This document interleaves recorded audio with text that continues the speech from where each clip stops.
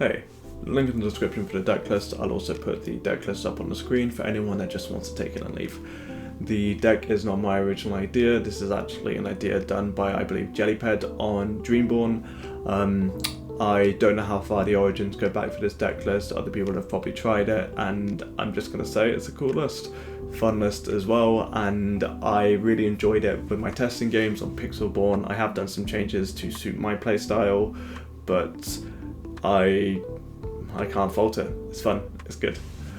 And the last thing is that if you want a game of the deck actually going off and doing the thing that it intends to do, I did randomly queue up into Ermeister when I was playing Pixelborn the other day and he was streaming, so there is actually a VOD. If you want to go see it, I will put that in the link in the descriptions as well, and I would highly recommend going and checking it out. It's a fun list. It's a really fun list. Next thing as well, and probably the last thing, is that I will put a link, or well, not a link, a thing somewhere on the screen to say go here to actually go check out the guide or the timing of the guide, because I like to talk a little bit about stuff before we go into things, you know, just my excitements and stuff like that. So first things first, the main thing is DLC Melbourne that a lot of people have been talking about with the controversy.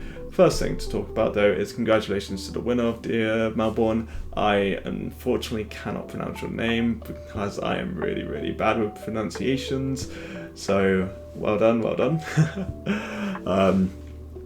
But there is also a little bit of a situation that has clouded over the idea, or well, clouded over the competition, as that had happened as well. I'm not going to go into the full nitty gritty of things. There's been way too many videos on that. If you want to go check it out, please just keep up with someone like Forbidden Mountain, Scampy, I think his name is, and other people like that, because they have a really good coverage on it, and they've done a really good job at keeping all the information relevant for what it needs to be.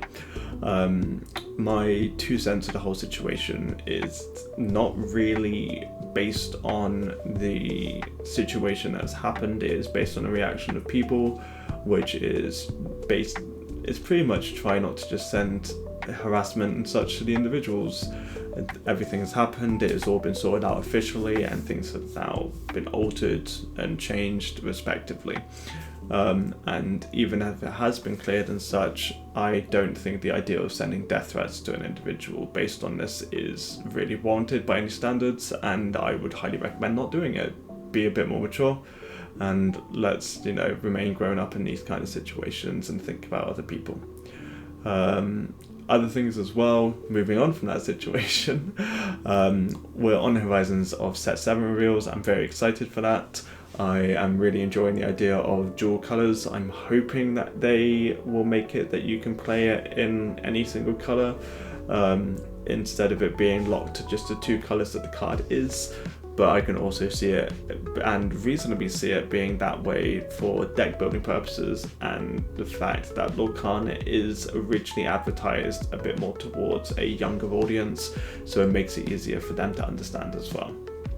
But it's cool. I like it. I like some of the cards that have been revealed. I'm very excited to play with Lady. I think that she is going to be a very fun card, and as someone who is playing a deck that's actually kind of focused around the idea of Graveyard Recursion, yeah, it kind of does the same thing. So, very exciting. Other things as well, there will be a couple more videos coming out before set 7, probably a little bit more about discussing set 7, but one that I will be discussing is my set champs, the store champs that I will be going to, and store champs that I've done, as I have one more to go to this Sunday, which will be hopefully going well. But we're going to be discussing the 4 store champs that I've gone to when that comes across, and just my experiences with them, the good, the bad, the nitty-gritty, stuff like that. And a little bit of a discussion on some of the statements that were put out by Lorcana themselves, by the team themselves, discussing the future of set champs and the price support in particular. So yeah, we'll go around to that at some point. I don't think there's really anything else I wish to talk about in terms of Lorcana news in particular, or the stuff that's coming up for the channel, but if that's the case, let's move on to the guide. Okay, so first things first, we're going to talk about a deck list, and we are going to go over a couple of things as we go through the deck list. And then I'm going to discuss some of the matchups that I've tested against and pretty much what to really expect, opening hands, stuff like that, realistically. And also, something I did not do in the last video, but I will be doing in this video, is offering replacement cards for people who are playing with a more budget-friendly version, especially with the fact that this deck is easily running 4 copies of Rapunzel Gifted with Healing, which, if you don't know, if you're new to Lorcana, is a very expensive card. So I will be giving you guys some alternatives or things things that you might want to try instead, if you can get a hold of them. So first things first, this deck is a 61 card list. I have an idea of what I will be taking out to make it the 60, but I will get to that when I get to it. So first things first, Nick Wilde, Soggy Fox. He is a 1 mana 1/2. While you have a character with support in play, he is consistently a 3/2 for 1 mana. The reason for him is pretty simple. He gets past Brawl, he trades up. 3/2 will often trade into like Madam and Foxes, and it's a good thing to have there. And another reason as to why it's quite good is the second card that helps support it normally, which is Basil. These two are very, very good to have in your opening hand usually, because if you need anything to ink, you can often ink one of these. But the other thing is that Basil has support, and because it's a 2/1, you can make Nick trade into 5 health units with just questing with it. There is a big thing with support that people often miss, and I think this is why this deck actually works to an extent. So support is whenever this character quests, you may add their power to another character's power this turn. The main reason for this is usually you will give it to your own characters to trade up and then heal them and such. So it gives lower powered units more capabilities to trade efficiently. However, when we'll get through it later on in the deck, sometimes support can be used in a very different way. So we'll get to there when we get to there. The next card we run is 4 copies of Chica. This is primarily a draw engine, as we don't have too many cards that actually draws cards until later on in the game. She is a 2 ink or 2 uninkable 2/1, where she has support, and whenever you put the second card of your card into your inkwell during your turn, you may draw a card. One thing to note with Chica is that she checks the timing for when the second card is placed in, so you can place a card in, play her, and then place another card in, and she will still prog because she has seen the second one coming. The next card that we run, running into our 3 drops, is Wendy Darling. The reason that she's ran is because she is a 3 power. She is a 3 power with support and ward. Ward is very prominent in the fact that not many things can actually hit into warded units. Normally board wipes or board clears to some extent, like Tinkerbell or Be Prepared, are what's usually going to deal with things like these. But the other thing is that because you quest for 2, if you're going to be playing a little bit more aggressive in the early game and supporting to give units power and manipulating trades with that, she will help you naturally gain lore through the support ability. So to help Chicha out a little bit, instead of Chica, apologies, I will consistently get that wrong, are 4 copies of Mickey Mouse Detective. On play, put the top card of your deck face down into Inkwell as exerted. Well, you may. One thing to mention is that you cannot look at this card. That goes into your Inkwell, so before anyone tries to do anything like that, please keep that in mind. A reason for running this is because your turn 3 play will basically often be you have Chicha out on the board, you ink from hand, you play Mickey, you get another ink, so you ramp up, but you also get a draw from the Chicha effect. So being able to get yourself consistent draws is a large plus, and we'll be talking about how this becomes a plussing engine later on in the game when we get to those cards. The next card we run is Dale. So on play, you may put the top 3 cards of your deck into your bin and give a chosen character -3 power until the start of your next turn. So the relevancy of this is because it allows you to trade into other things, and also getting cards in your bin is a huge part of this deck and how it functions with maintaining a recursion effect, as we'll be coming across later with another card. The next card we run are 3 copies of Flintheart Glomgold. I originally ran the Cruella de Vil that was a 2-drop 3/2 that had the exact same effect as him, which during your turn this character gains evasive. The reason why I'm running this one instead is because he trades nicely into things like Snake, and some other units. He also quests for 2. Being able to trade into other units that have a 3 power stat line allows you to heal up nicely with the next card that we'll be talking about, which is Rapunzel. But if you want a slightly more aggressive early game, I would highly recommend the 2-drop Cruella de Vil that has, during your turn, this gets evasive. If you do not know the artwork, I will put it up on the screen for you. But yeah, going into the most expensive card of the deck, it is Rapunzel, gifted with healing. This card is a 4-mana 1/5. Inkable is a huge thing as well. But the main reason she is ran is because she is a huge plussing engine. On play, heal up to 3 damage from a character, draw for every single damage healed, which will usually be, you try to aim for 3, but anytime that you get more than 1 card, you go positive.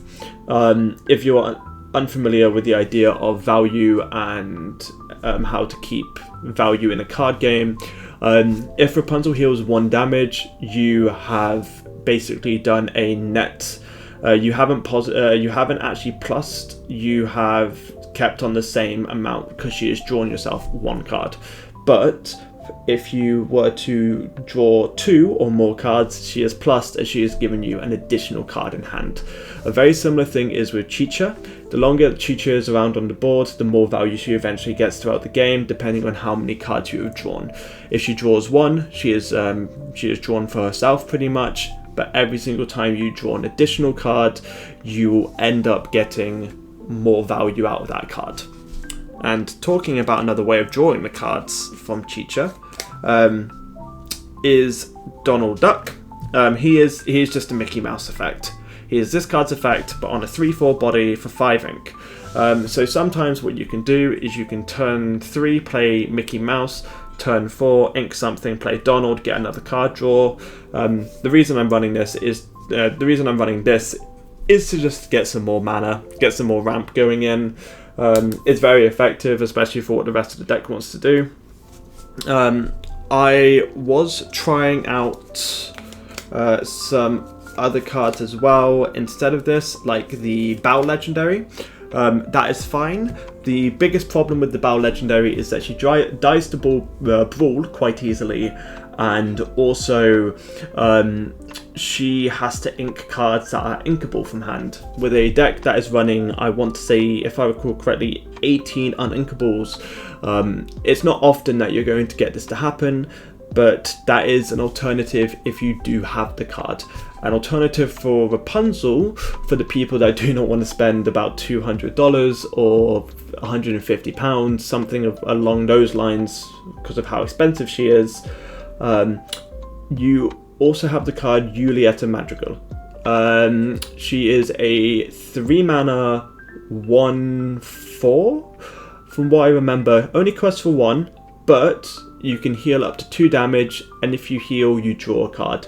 So no matter what, if you have a damaged character, she will go back to drawing herself 1 card. It doesn't plush you as much as Rapunzel, but hey, card draw is card draw, especially in a deck that does not have too much card draw, if you can see this. So, the next card we run is Maximus. This is the set 1 bodyguard and support 4/5 inkable. Oftentimes throughout the game I'll end up just inking him early. I have not really used him too much. He does trade nicely into Fox, and he actually causes some problems with cards like Elsa.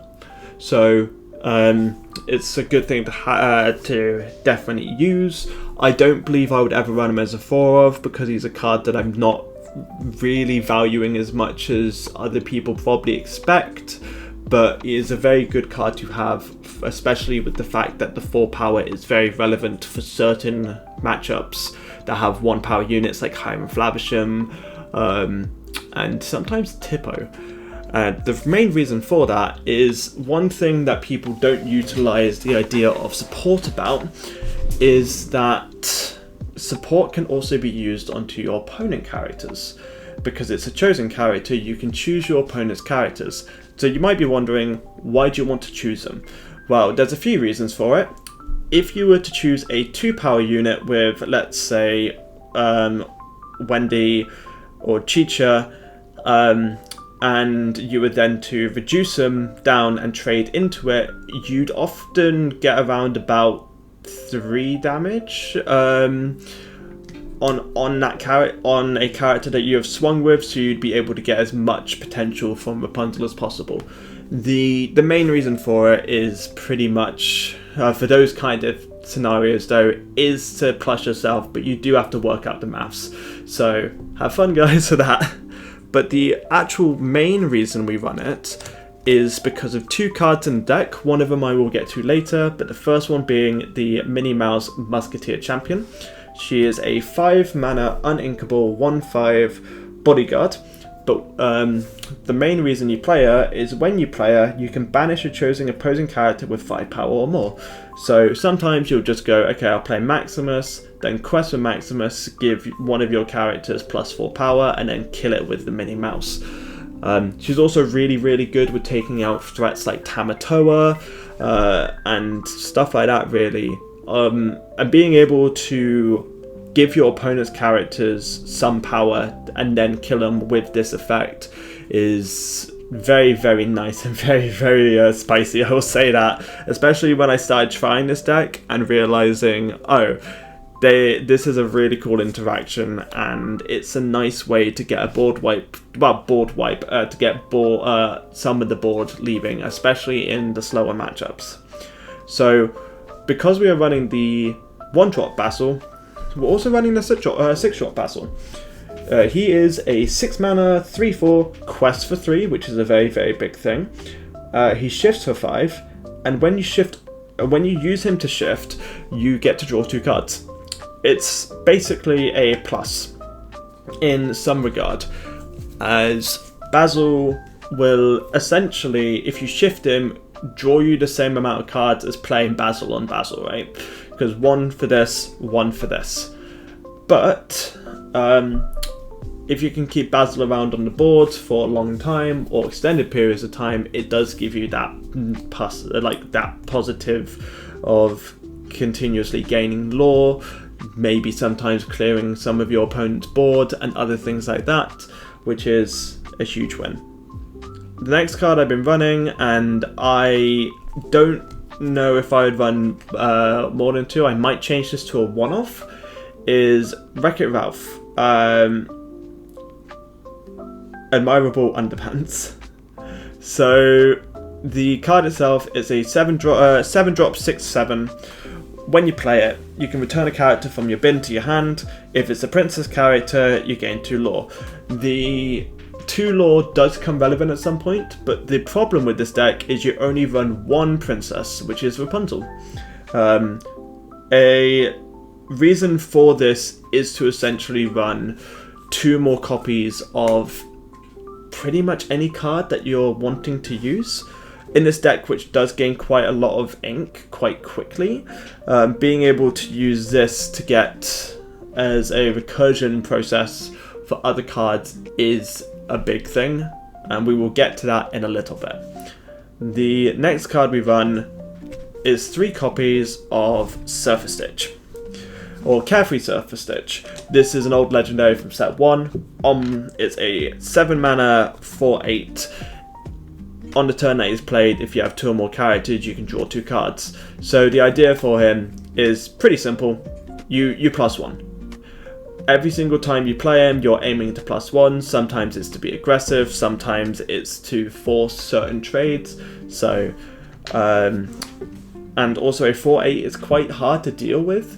After playing a lot of Mufasa, I had come to realise that bigger bodies sometimes just aren't easy to actually trade into, and people have to waste multiple resources to do so. So sometimes it's quite nice.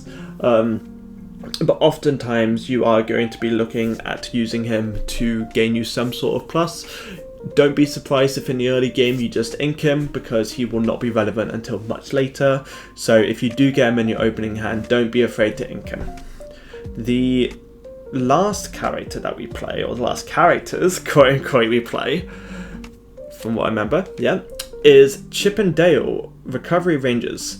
So, Chip and Dale, it's a shift for 5, quest for 3, it's a 6/6. During your turn, whenever a card is put into your inkwell, you can return a character card from your bin to your hand. The reason why we play this is for a couple of reasons. One, you can shift them onto the 4-drop, but the main thing is you can consistently start putting cards into your inkwell and turning one card into another. So, for example, let's say you had a Mickey Mouse in your bin and you had 10 ink. You can go, okay, I'll play Chip and Dale, ink for turn, get the Mickey Mouse back to hand, play the Mickey Mouse, put the top card of deck into your inkwell, and get another card. It starts to turn Mickey Mouse and Donald into more pluses, and it also turns this next card that we have a little bit further on down the deck into more pluses. But the idea is that you use things, trade into other things, and then use Chip and Dale to recover them back. In the list that Jellyped runs, he or they run 3 copies. The reason I run 4 is because of a consistency. I am a fan of consistency, and you do get to these points where if your opponent is a board wipe deck, if they're a deck that doesn't really send things to the inkwell or back into your deck, then you can consistently have it get killed, play another one, and just recover it back, ready for the turn after, or for the next time that this gets killed.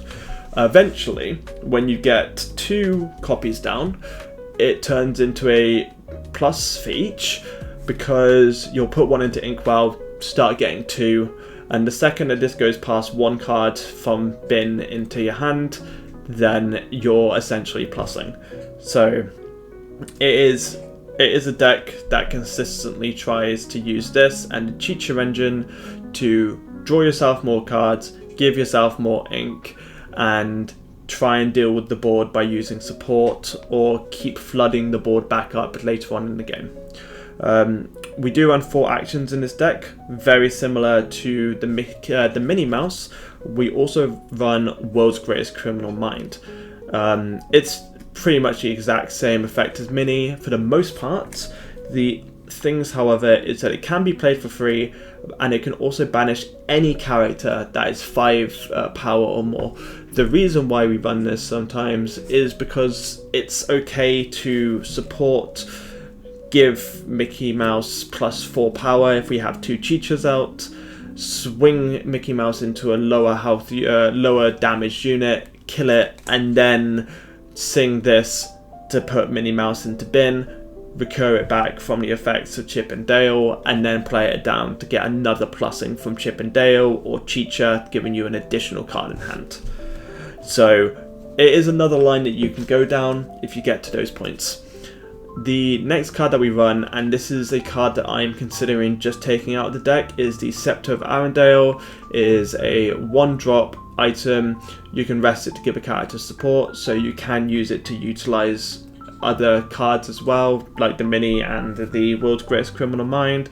Sometimes giving characters like Nick randomly an additional bit of power because you've given support to like Stitch or Mickey Mouse or Minnie.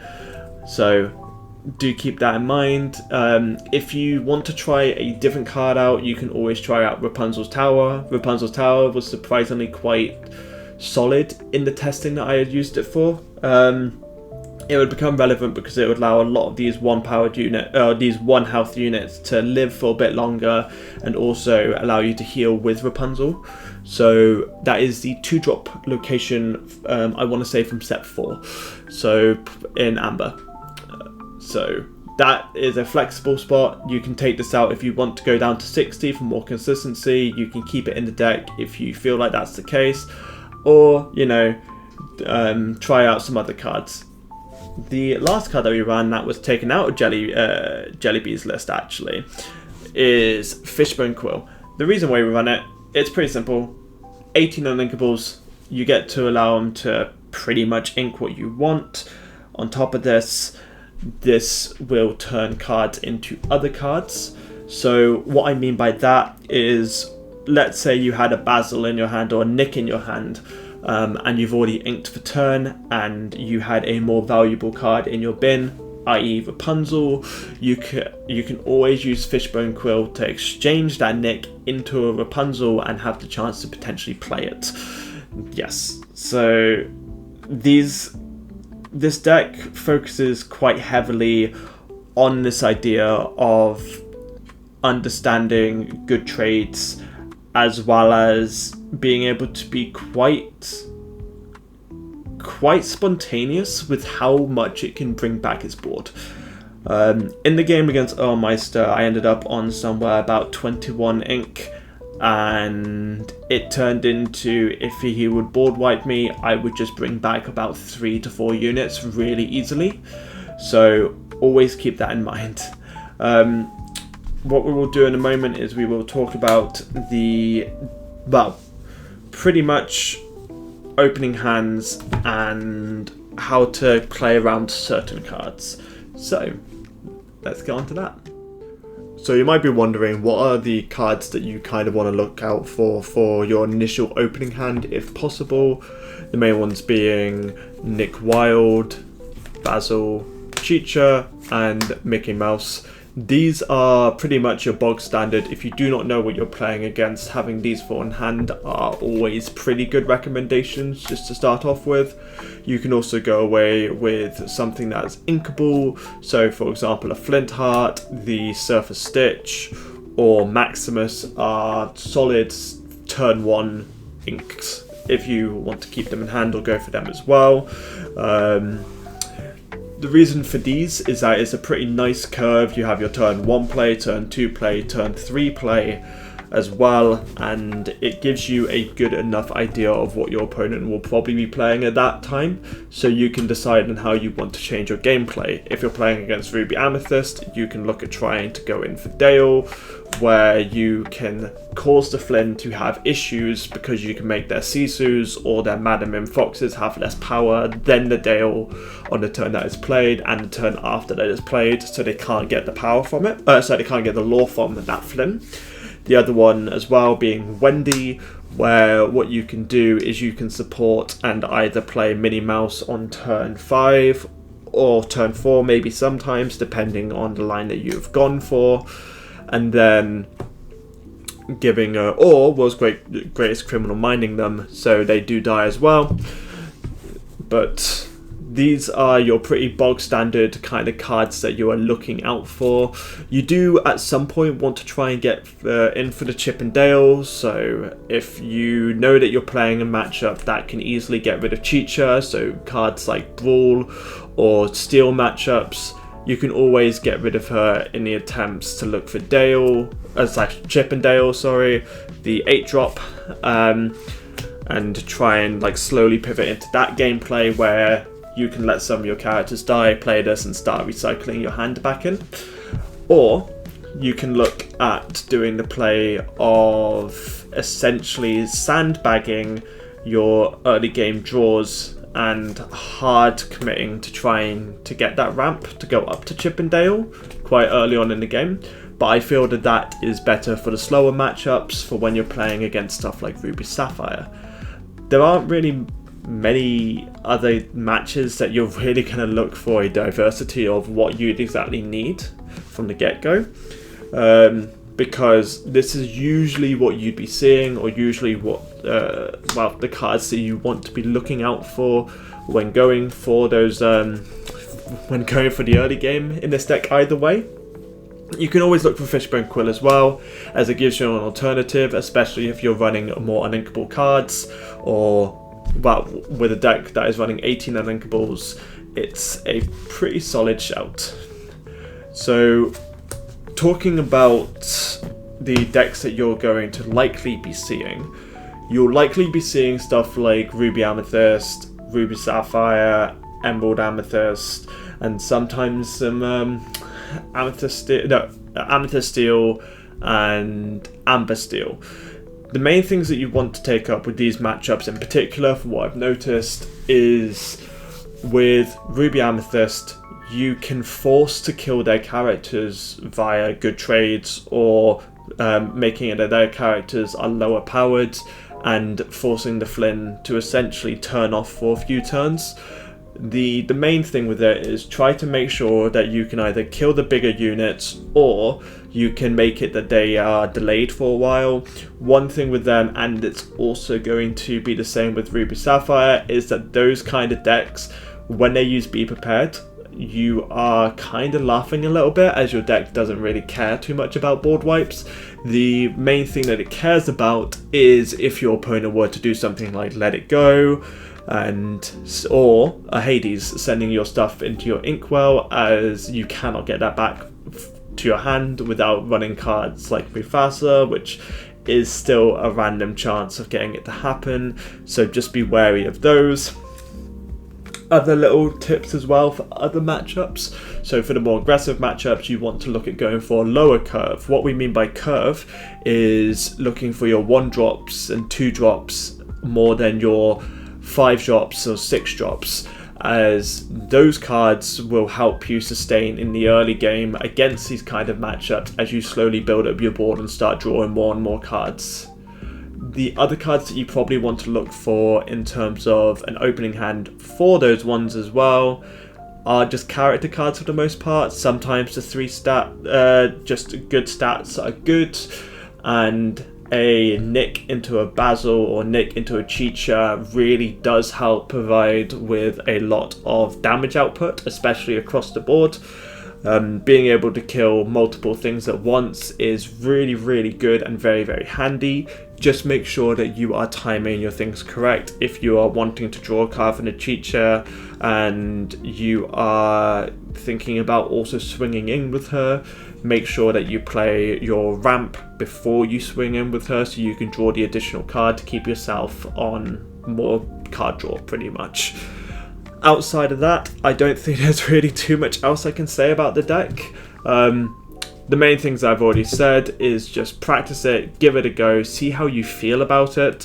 The deck is very, very fun. It is not an amazing deck. I'm not going to say that this is like a meta breaker, but this is it's just silly. Something that's fun, silly, and quite innovative. And I'm very, very happy that Jellypads was able to perform really, really well in their store champs with this kind of build. So yeah. Anyway, that is going to be it for me today. I hope you all have a wonderful evening or morning or day, whatever time you're watching this, and I will hopefully see you in the next one. Goodbye.